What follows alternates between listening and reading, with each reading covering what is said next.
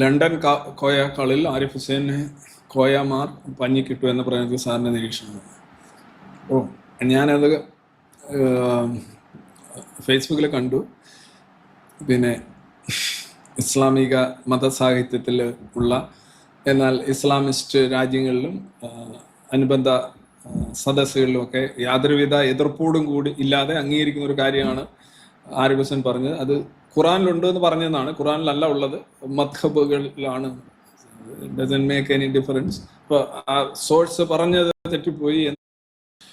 അത് മാത്രമല്ല, അത് ആ സ്ക്വയറിൽ നടക്കുന്ന ചർച്ചകളൊക്കെ നിങ്ങൾ ശ്രദ്ധിച്ചു കഴിഞ്ഞാൽ വളരെ ത്രെട്ടനിങ് ആയിട്ട് അഗ്രസീവായിട്ടാണ് ഈ ഇസ്ലാമിസ്റ്റുകൾ അവിടെ വരുന്നത്, ശബ്ദം ഉയർത്തുക. അവിടെ വെച്ച് പല ക്രിസ്ത്യൻ അതേപോലെയുള്ളവർക്കൊക്കെ അവരെ ആക്രമിച്ചിട്ടുണ്ട്. അതിൻ്റെ വീഡിയോസൊക്കെ കിടപ്പുണ്ട്.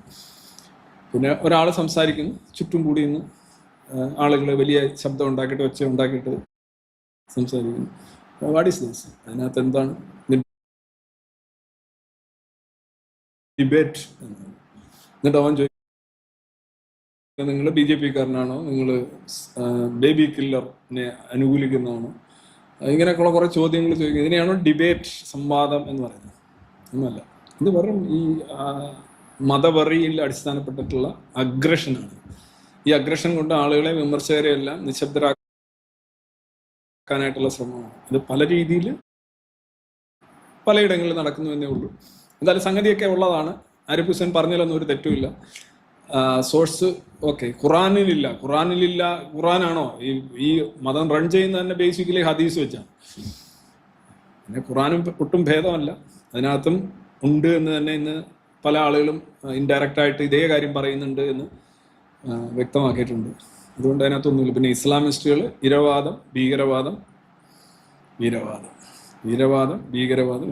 എന്തായാലും തക്കിയ നുണ അല്ല, അതൊരിക്കലും ഒരു യാഥാർത്ഥ്യം അല്ലെങ്കിൽ നടന്നത് അതേപോലെ വസ്തുതാപരമായ എന്തെങ്കിലും ഇസ്ലാമിസ്റ്റുകൾ they are totally incapable of telling even what I say a single piece of truth or fact.